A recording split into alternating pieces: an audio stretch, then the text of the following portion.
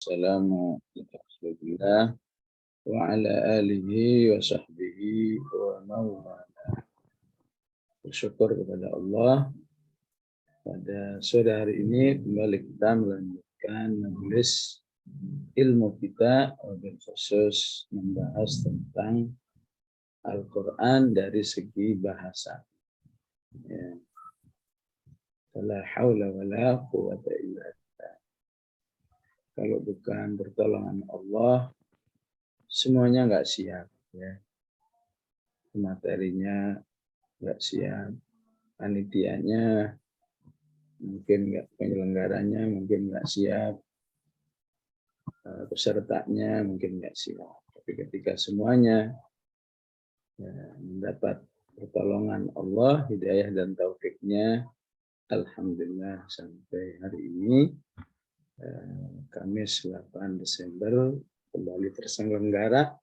Semoga untuk seterusnya acara ini terus terselenggara. Apalagi tadi niatnya 10, ya. Ternyata ya ingin nambah ya. Ya, kata orang Padang ya, tambuh ya. Nambah terus ya, insya Allah. Ya. Ya, semoga nggak semoga mudah dipahami ya, walaupun memang di balik indahnya ya, tapi memang agak jelimet ya. Coba kita baca Al-Munafiqun ayat 9 ayat 10 ya. Ya ayyuhalladzina ya. La tulhikum amwalukum wala auladukum an dzikrillah. Ya. Man yaf'al dzalika fa ulaika humul khasirun. Ya. Ya, kalau cukup kita lanjut ke ayat berikutnya. Anfiqu mimma razaqnakum qabli ayyatiya ahadakumul fayaqulu rabbi laula fartani ila ajalin qarib. Ya.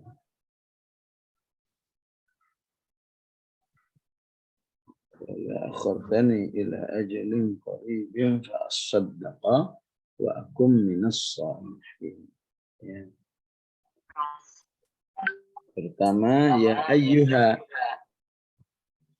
Ya ayyuha, semua tahu artinya wahai. Ya. Bagaimana bahasa Arabnya? Ya. Secara bahasa Arab ya ayyuha itu ya terdiri dari dua kata. Seharusnya terjemahnya ya dua ya. Ya.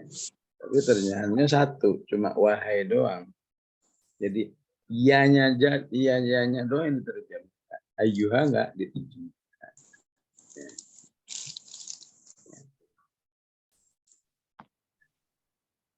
Jadi kalau dalam bahasa Arab ianya itu namanya nida, panggilan. Yang terjemahnya sudah benar wahai. Ya. Ayyuha itu litanbih. Ya. Pendengaran yang pemanggilan yang menuntut perhatian. Ya. Ya. Ya. Gimana itu menerjemahkannya kalau yang betul-betul mirip bahasa Indonesia? Ya. Ya. Ya, terserah kita lah ya. Mungkin kalau diterjemahkan sesuai dengan maksud aslinya ya ayyuha itu adalah ya misalnya ayo sadar ya wahai orang-orang yang hadir nih, ayo sadar ya, perhatikan ya, ayyuh ya. Sehingga ayyuhanya disebut litanbih ya. Litanbih artinya untuk menarik perhatian.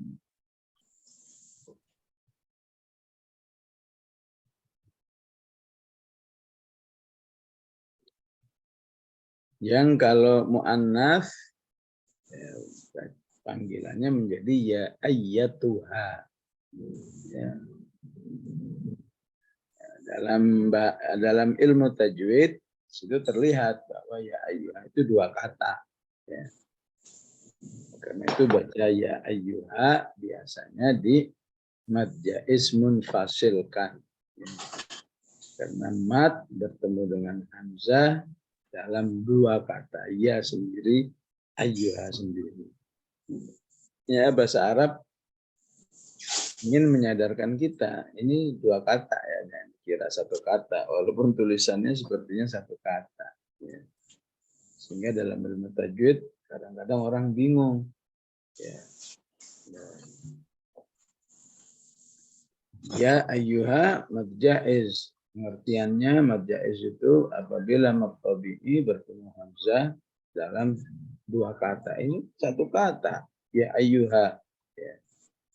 Aslinya ya sendiri, ayyuha sendiri. Ya.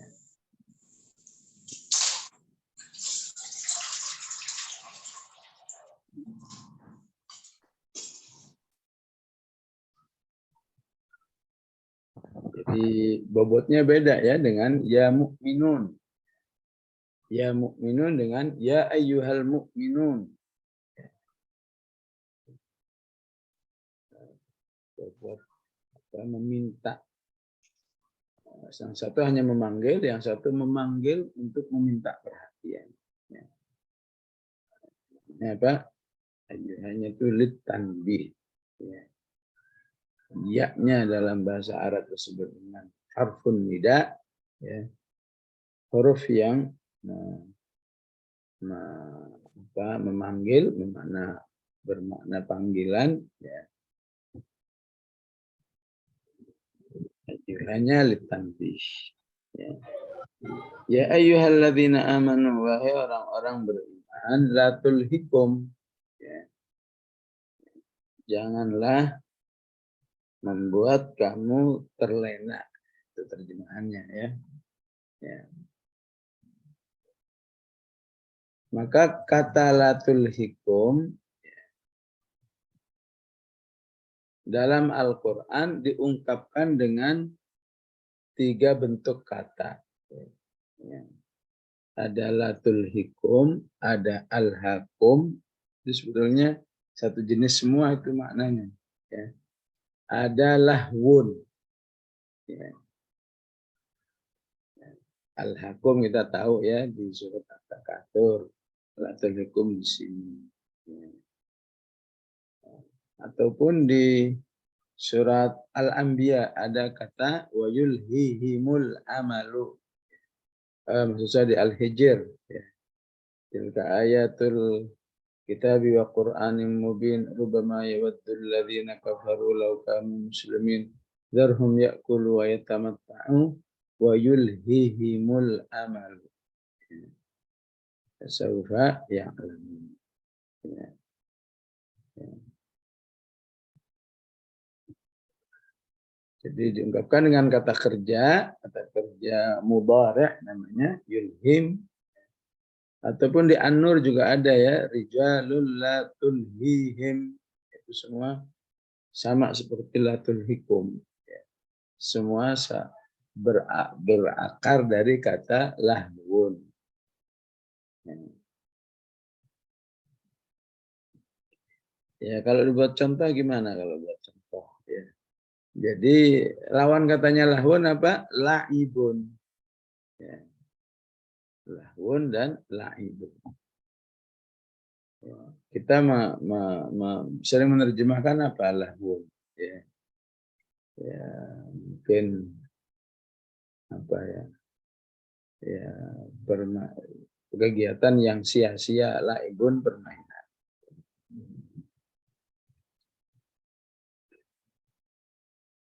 Jadi ibaratnya nih ya di depan kita ini masing-masing ada anak kecil ya, sebutlah antara 5 sampai 7 tahun ya. Di depan kita main bola melulu ya. Main bola terus ya.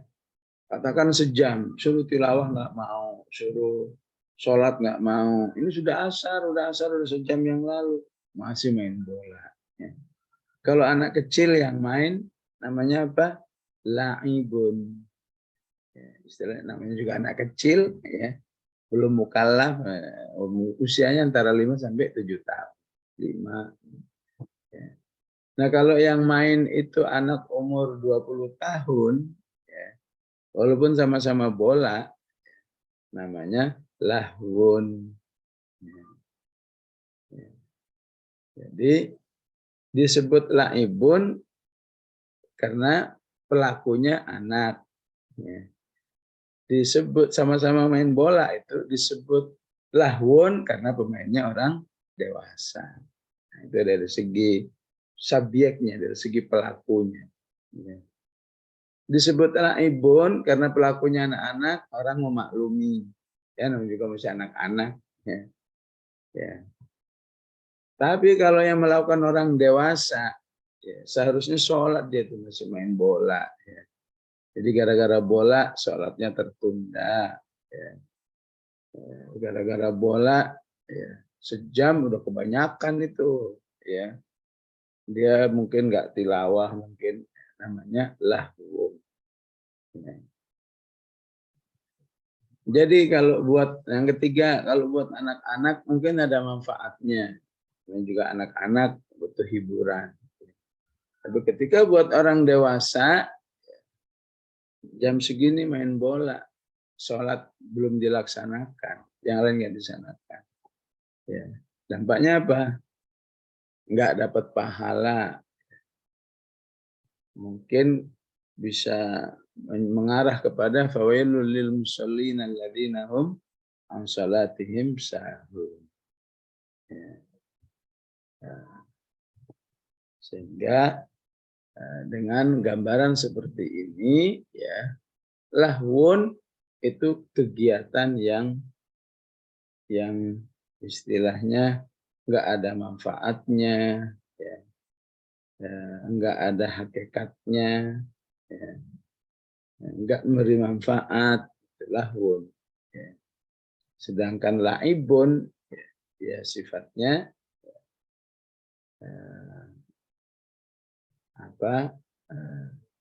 sifatnya tidak ada keseriusan, namanya anak-anak, walaupun dia main belum bisa dihukumi, wah dia telah menyanyiakan sholat, anak-anak kok disebut menyanyiakan sholat, dia belum balik, ya.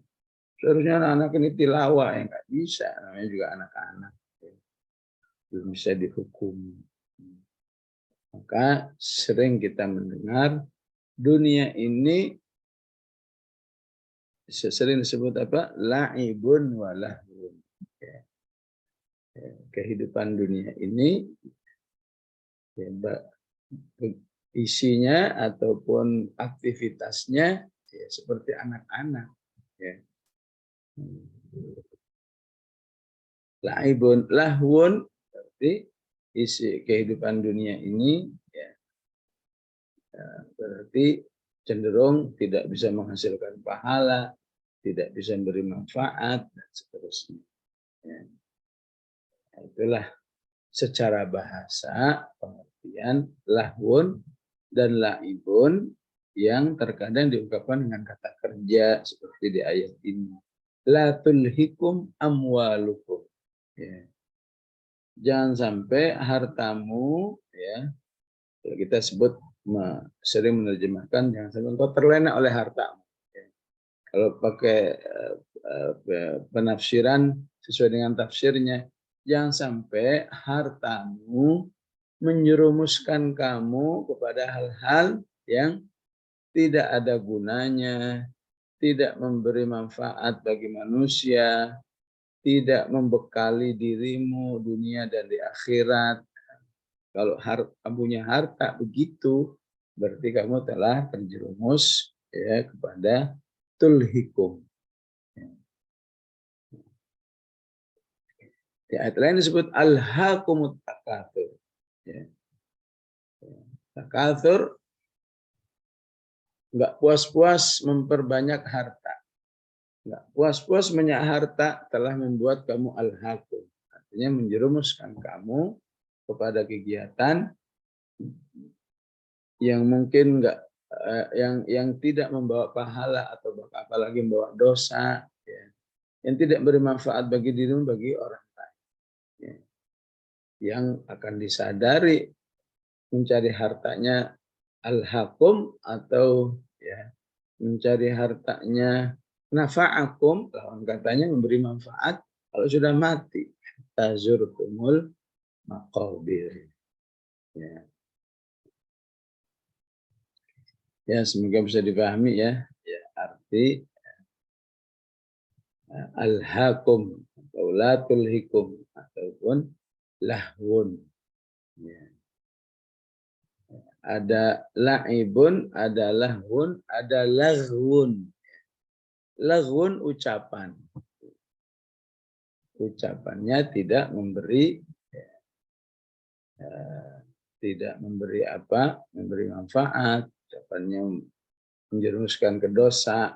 Mirip lahwun, tapi lahwun pekerjaan, aktivitas. Lahwun ucapan. Ya. Nah, orang beriman itu hatta ucapan yang enggak bermanfaat saja dia ingin meninggalkan. Walladzina hum 'anil laghwi mu'ridun. Ya. Di Al-Mu'minun ya. Di surat Al-Qasas orang-orang beriman itu wa idza sami'ul laghwa, apabila mendengar laghwa. Mungkin mendengar lahwa. Mendengar suara-suara yang tidak bermanfaat, suara-suara yang bahkan kotor, ya, apalagi kotor, itu disebut laghwa. Wa idza sami'ul laghwa a'radu anhu, dia menjauh dari ucapan-ucapan atau obrolan-obrolan yang tidak bermanfaat itu dan mengatakan kepada orang itu, lana a'maluna walakum a'malukum. Ya udah, kita masing-masing aja ya. Silakan kamu ngobrol setelah kamu, tapi aku mau tilawah aja. Ya. Lana a'maluna walakum a'malukum. Salamun alaikum. Semoga kamu baik-baik aja ya. La nabtaghil jahilin, kami tidak akan mau terjerumus dalam kehidupan orang-orang yang bodoh. Ya. Jadi orang-orang bodoh lah yang tidak selektif di dalam berbicara. Itu dalam istilah Quran ya. Ada lahwun, ada la'ibun, ada laghwun. Ya. Jadi la tulhikum, ya, janganlah menjerumuskan kamu kepada kegiatan yang sia-sia, yang tidak bermanfaat pada dirimu bagi orang lain, tidak bermanfaat pada dirimu dunia dan akhirat. Apanya? Harta yang kamu miliki, amwalukum. Ya. Ya. Jadi punya harta nggak ada jatah infaknya, berarti telah terjerumus kepada amwal yang lahwu. Ya. Berarti hartanya tidak bermanfaat kepada orang lain, hanya kepada dirinya. Ya.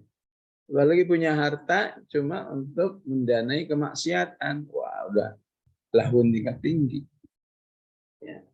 Punya harta tapi tidak membuat dirinya terbekali oleh pahala hartanya untuk di akhirat. Seharusnya dengan harta itu dia ya banyak ya punya potensi memperbanyak bekal untuk kehidupan akhirat, tapi dia tidak. Itu berarti itu amwal yang lahwun. Nggak bisa menolong orang, menolong dirinya. Ya.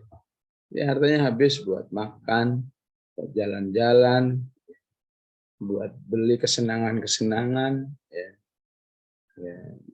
Bukan bermaksud mencela orang yang punya guci dari ukuran 50 cm sampai ukuran 2 meter ditaruh di. Ya, kalau punya hiasan guci Cina ya, yang dari 50 cm sampai 200 cm di rumahnya, tapi dibalik itu wah, infaknya, zakatnya luar biasa, ya masih lumayan lah. Tapi giliran beli Gucci sampai mencapai puluhan juta siap, tapi untuk infak nggak siap, untuk infak cuma puluhan ribu, ratusan ribu, untuk kepentingannya puluhan juta, ini sudah masuk pada la tulhikum amwal, alias harta yang lahwun. Ya. Begitu juga auladukum, aulad juga bisa menjerumuskan manusia kepada lahwun. Ya. Gara-gara anak, sibuk ngurusin anak, jadi kurang ibadah, kurang ini, kurang itu. Ya. Ya. Semua dilakukan demi anak. Ya. Walaupun ya, nggak boleh juga ditinggalkan.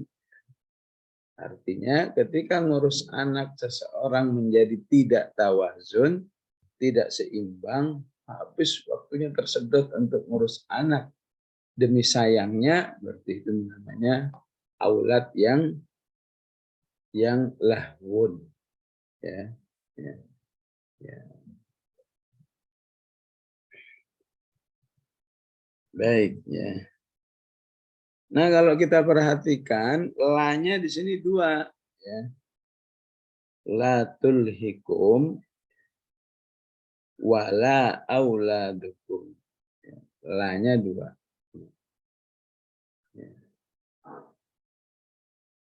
Padahal kalau mau satu juga maksudnya sudah mirip, ya, kalau nggak mau disebut sama. Jangan menjerumuskan kamu kepada lahwun, hartamu dan anakmu. Ya. Tapi di sini la-nya diulang. Ya. La tulhikum, jangan menjerumuskan kamu kepada lahwun, anak-anakmu. Ya. Berarti pengertiannya, dan juga jangan menjerumuskan kamu kepada lahwun anak-anakmu.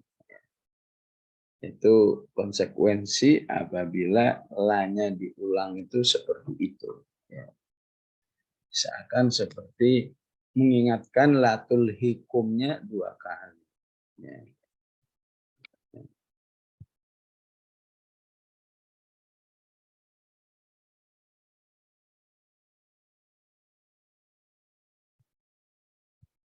Jadi kalau sekali pengertiannya bagaimana? Kalau sekali, ya. Misalnya la tulhikum amwalukum wa auladukum. Ya.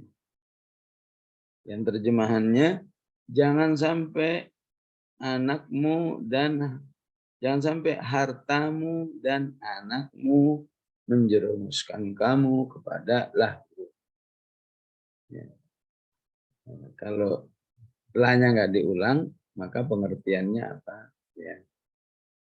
Manusia disebut lahwun, ya, apabila ya, yang menjerumuskannya dua, ya, yang menjerumuskannya hartanya dan anaknya, harus dua. Ya. Kalau la-nya tidak diulang. Ya. Kalau bacanya begini, la tulhikum amwalukum wa auladukum. Ya. Maka seseorang disebut atau dihukumi telah terjerumus kepada lahwun kalau harta dan anaknya itu telah menjauhkan dirinya dari ketaatan kepada Allah. Ya. Dengan diulangnya la tulhikum amwalukum wala aulad. Ya.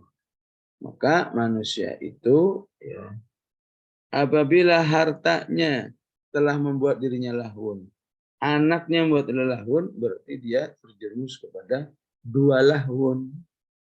Ya. Ataupun bisa saja anaknya doang atau hartanya doang. Ya. Nah, begitu ya pengertian la, ya. Ya, pengulangan la di ayat ini. Ya.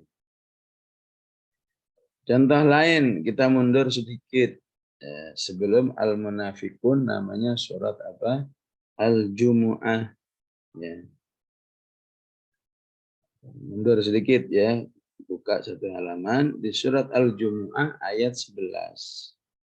Wa idza ra'au tijaratan, apabila jamaah salat Jumat pada waktu itu melihat ada rombongan dagang yang baru datang, aulahwan atau kegiatan-kegiatan yang membuat dirinya tidak taat kepada Allah.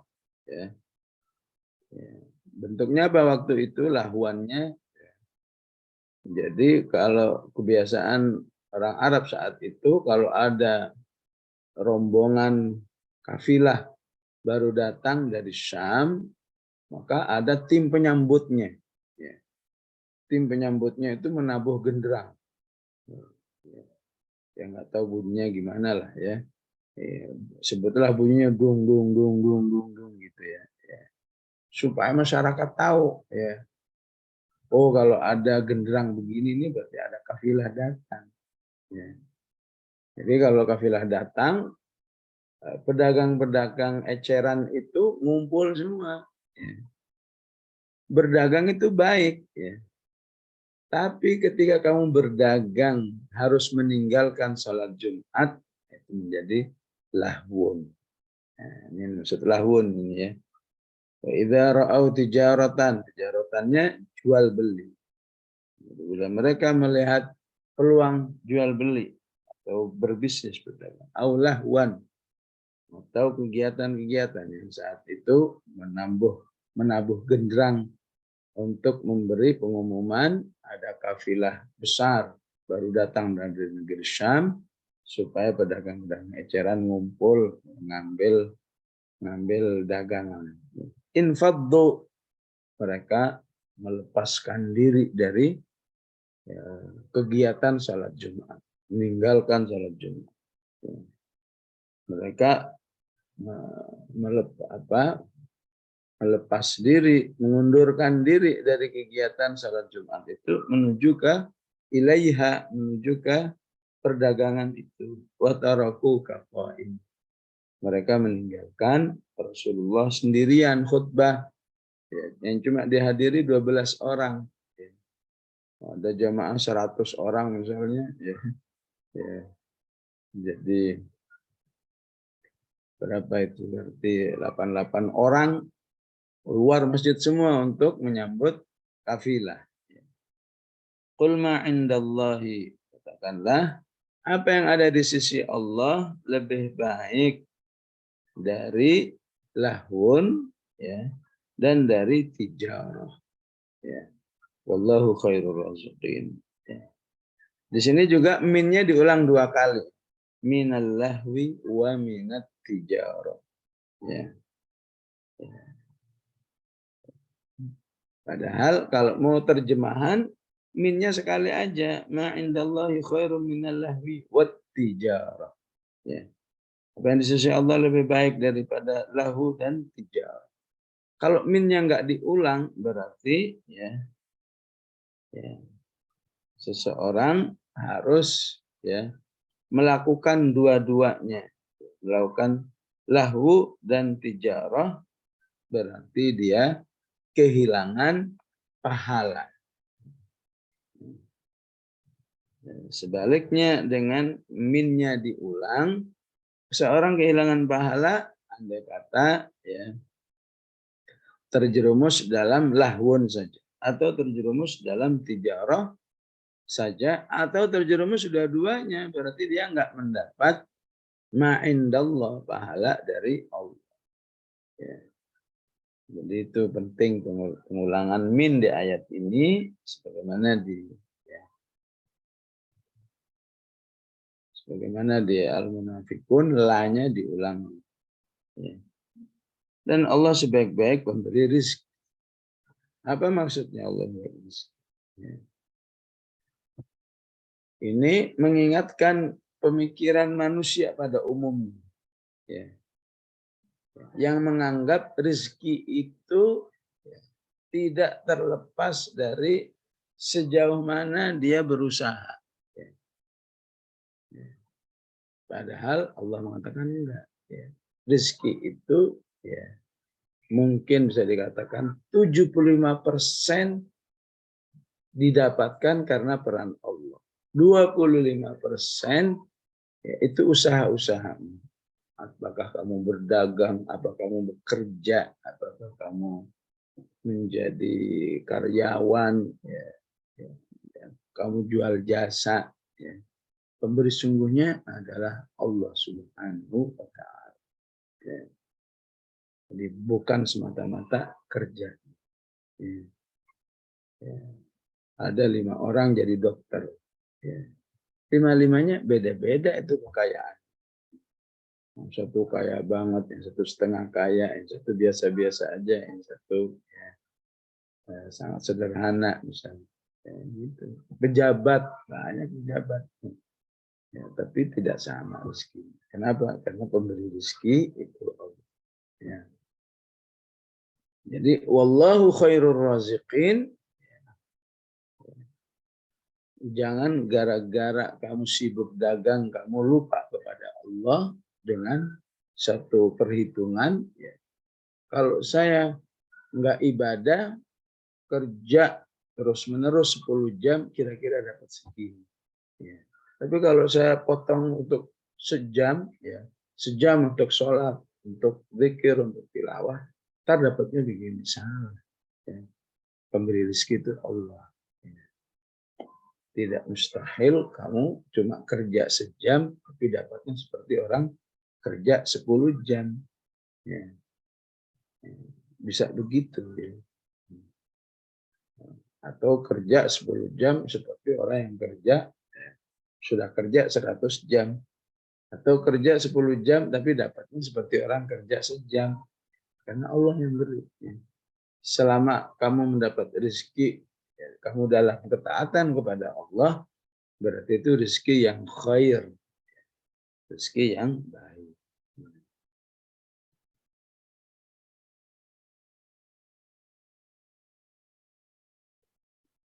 Maka harta dan anak itu menjerumuskan kepada lahwun apabila membuat kamu jauh dari Allah. An dzikrillah. Dzikrillah ini apa aja ya? Sholat, dzikrillah, tilawah, dzikrillah, bersedekah, dzikrillah. Harta banyak tapi sesi sodakohnya nggak ada, sesi zakatnya nggak ada. Berarti gara-gara harta jauh dari dzikrillah. Wa may yaf'al, siapa yang melakukannya maka dia orang yang merugi. Ya'mal artinya juga melakukan. Apa bedanya yaf'al dengan ya'mal? Yaf'al itu apabila dilakukannya nggak rutin, sesekali misalnya. Bulan ini enggak, bulan depan melakukan misalnya. Kalau ya'mal itu rutin, sekarang melakukan ini. Maka ketika Allah mengatakan wa may yaf'al dzalika fa ulaika khasirun, siapa yang telah terjerumus dalam lahwun karena harta dan anaknya, betapapun sesekali, itu sudah masuk kategori orang yang rugi. Apalagi rutin, apalagi bertahun-tahun, sesekali saja, itu sudah membuat kamu khasirun. Maka dengan ayat ini seharusnya seseorang langsung tersadar, ya Allah, kok saya begini, harta saya kok begini, anak saya kok begini, wah saya harus segera bangkit untuk melaksanakan ketaatan kepada Allah supaya status khosirunnya tidak terlalu besar. Karena Allah katakan, kalau yaf'al melakukan sesekali. Ya'mal rutin. Ada yasna. Yasna melakukan sesuatu ya sampai ke tingkat pakar. Ya. Ya. Nanti di surat Al-Maidah Allah mengatakan labi sama kanu yasnaun. Artinya juga berbuat ya. Tapi maksudnya orang Yahudi itu dalam bermaksiat ya itu sampai kepada tingkat pakar ya. Ya. Jadi ahli ya. Ya. Orang ahli itu menservis mobil bagus ya. Ahli menservis laptop bagus ya. Ya. Orang kok ahli bermaksiat, na'udzubillah, Allah katakan la bisa sejelek-jelek ya. Manusia menjadi orang yang ahli.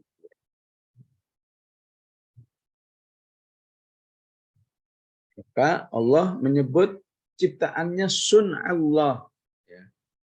Ciptaan Allah itu didasari oleh keahlian yang luar biasa. Sun'allah, sun'a dari kata sana'a.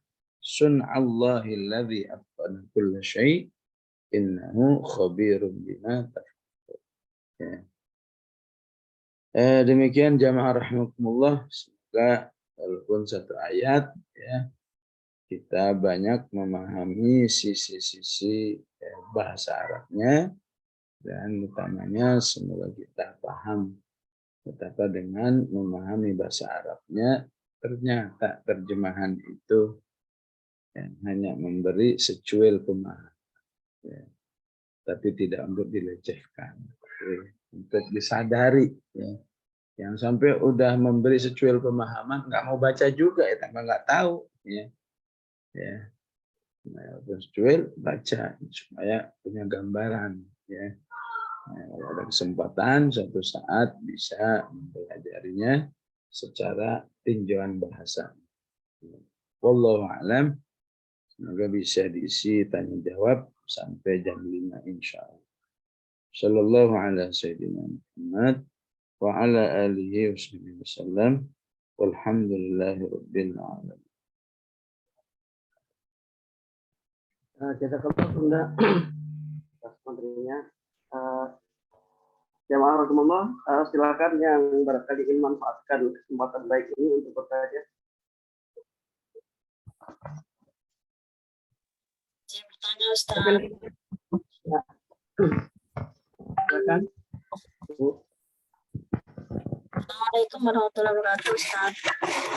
Jalan. Saya bertanya Ustaz. Ada disampaikan bahwa harta dan anak itu bisa menjadi lahun bagi orang tuanya jika melalaikan untuk mengingat Allah. Mungkin bisa disampaikan Ustaz, kiat-kiat atau mungkin usaha-usaha ikhtiar orang tua agar itu tidak terjadi pada kita ya Ustaz. Biar tawazun, biar seimbang dalam melakukan kewajiban, baik mungkin merawat anak dan ibadah kepada Allah itu Ustaz. Mungkin itu. Kadang waktunya itu apa ya, lebih banyak untuk urus-urusi itu ya anak-anak daripada itu, gimana maksudnya gitu. Nih, Ustaz, itu aja mungkin. Ya. Salah satunya ya adanya ya kerjasama dengan suami. Kerjasama dengan suami. Artinya suami harus siap menghandle ya, kerja-kerja rumah tangga, apakah itu ngurus anak, apakah itu ngurus dapur, apakah itu ngepel, dalam rangka memberi kesempatan kepada istrinya. Ya. Dan insya Allah suami yang seperti ini, ya, walaupun kelihatannya ya remeh ya masa laki-laki nyuci piring, masa laki-laki nyuci, masa laki-laki ngepel, ya kelihatannya remeh ya, hina-dina, tapi dalam rangka apa? Ya, dalam rangka meringankan tugas istri agar istri ya bisa menjalankan hak ya hak beribadahnya kepada Allah, maka insya Allah kegiatan suami seperti itu memiliki bobot pahala dan ibadah yang tinggi di sisi Allah. Aisyah pernah ditanya, wahai Aisyah, bagaimana kondisi Rasulullah kalau sudah bersama istrinya? Maka Rasulullah menjawab, maka Aisyah menjawab, kana fi mihnati ahlihi. Rasulullah biasa melakukan apa yang biasa dilakukan oleh istrinya. Ya. Istrinya masak, ya Rasulullah kadang bantuin masak. Istrinya nyuci, ya Rasulullah bantuin nyuci. Ya. Walaupun ya kalau mau sih wanita mah kuat aja biasanya ya.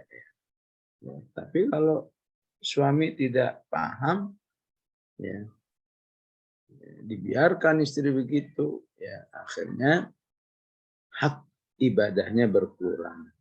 Kalau hak ibadahnya berkurang, terjadi ketimpangan ruhiyahnya, imannya ketimpang. Suami, ya kalau itu suaminya rajin, kalau nggak rajin, timpang dua-duanya bahaya lagi. Suaminya rajin ibadah, nilainya 8, istrinya kurang ibadah, nilainya 5. Nah, ini sangat nggak bagus. Jadi kalau memungkinkan, ya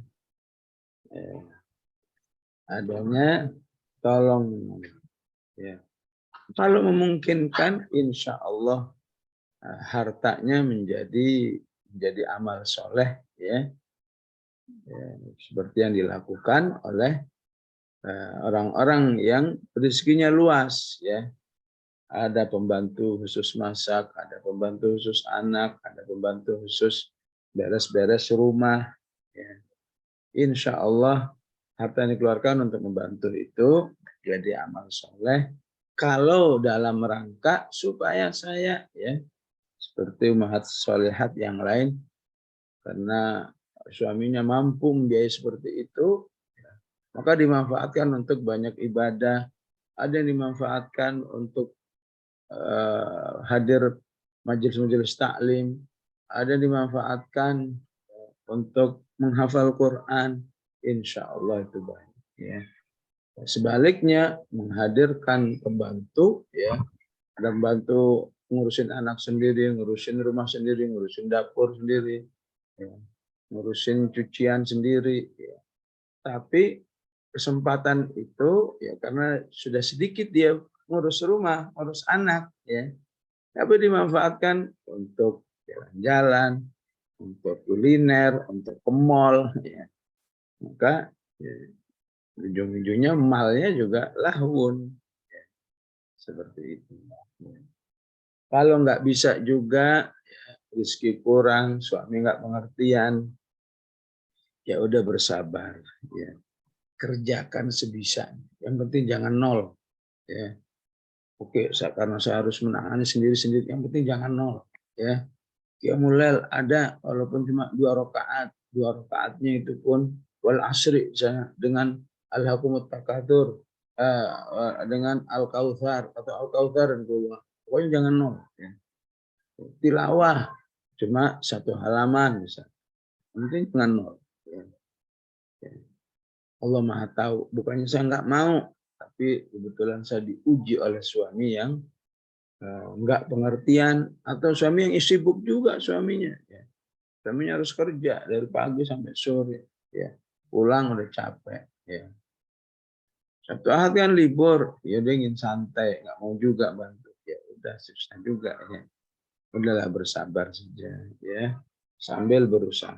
Nah, yang penting Allah tahu tentang diri kita. Hambaku ini sedikit tilawah, sedikit ibadah. Bukannya males, tapi memang dia sedang menghadapi sebuah kondisi yang menghalanginya. Ya. Hatinya betul-betul mau. Ya. Insya Allah kalau kondisi kita begitu, ya,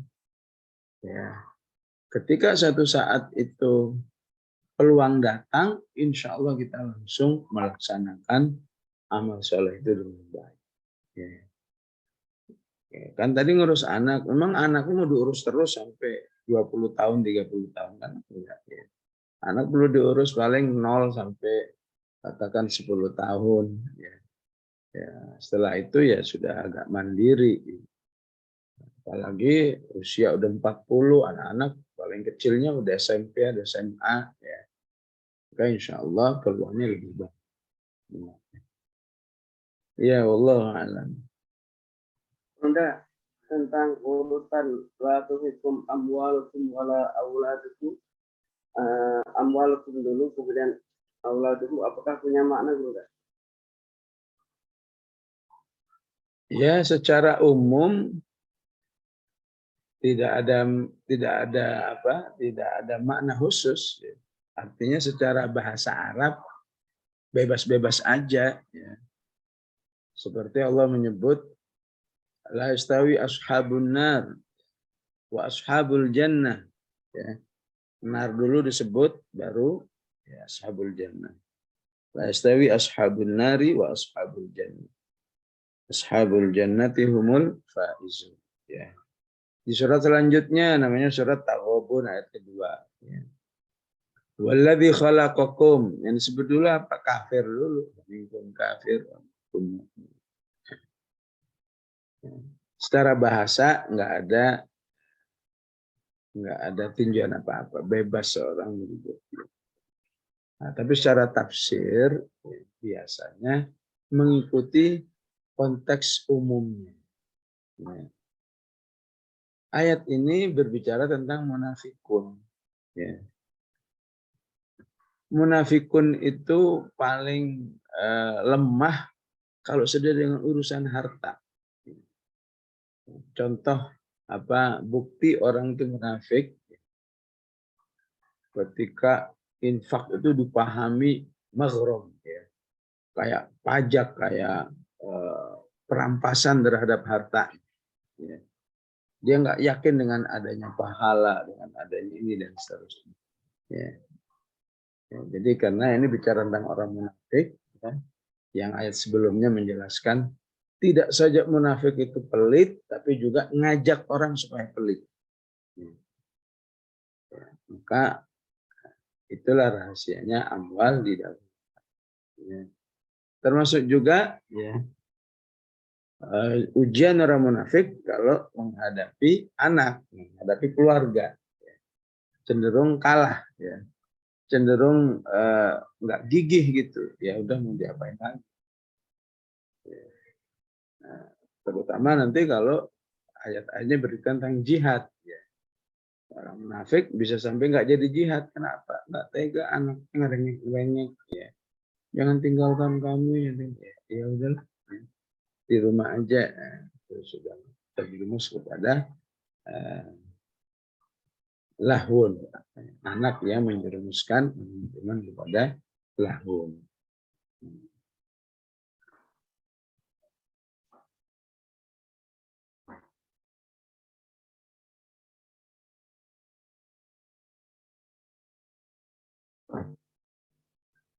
Bunda.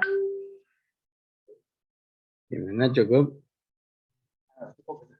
Karena sudah jam 11, kurang 2 menit. Kalau Bunda mau menutup dengan doa, apa Ya. Bismillahirrahmanirrahim. Alhamdulillahirabbil alamin. Allahumma shalli wa sallim ala sayyidina Muhammad wa ala ali sayyidina Muhammad. Allahumma ighfir lana wa liwalidina warhamhum kama rabbana shighara. Rabbana la tuzigh qulubana ba'da idh hadaytana wa hab lana min ladunka rahmah innaka antal wahhab. Rabbana hab lana min azwajina wa dhurriyyatina qurrata a'yunin waj'alna lil muttaqin. Sallallahu ala sayyidina Muhammad wa ala alihi wasallam. Walhamdulillahi rabbil alamin. Wassalamualaikum warahmatullahi wabarakatuh. Waalaikumsalam warahmatullahi wabarakatuh. Jazakallah sudah. Jazakallah khair Ustaz. Wa iyyakunna, ya, mohon pamit semuanya, ya. Baik. Baiklah jemaah Rasulullah, demikianlah kajian Sekolah Tadabbur bahasa Al-Quran, bahasa Arab aplikasi Quran. Maka kita ikuti bersama membahas surat Al-Munafikun ayat 9. Semoga memberi pencerahan yang banyak buat kita dan pelajaran-pelajaran untuk bekal kita berislam ya, beramal lebih baik lagi. Baik, kita akhiri dengan doa kafaratul majlis. Subhanaka Allahumma asyhadu an la ilaha illa anta astaghfiruka wa atubu ilaik. Maaf jika ada